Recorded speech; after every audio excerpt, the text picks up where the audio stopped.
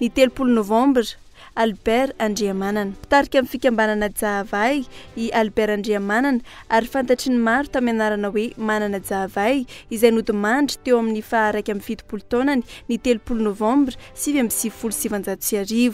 Isan'ireo nalalany maro ity olo malaza iray ity ny fitarian'ny fikambanana Jahavay, fikambanana izay nanana foto-kevitra momba ny fiarahamonina tena malagasy. Ankoatr'ireo dia i manana Jahavay no mpitarika ny fiangonana Jahavanika et messianique teto Madagasikara.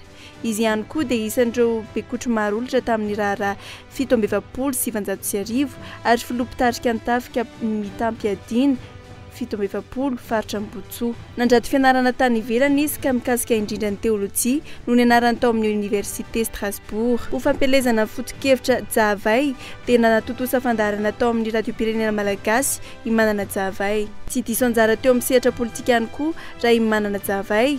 Indro nandray anjara tamin'ny fifidianana izy ka ny voalohany dia firotsahana hofidiana ho filohan'ny Repoblika tamin'ny 3 novambra 1997.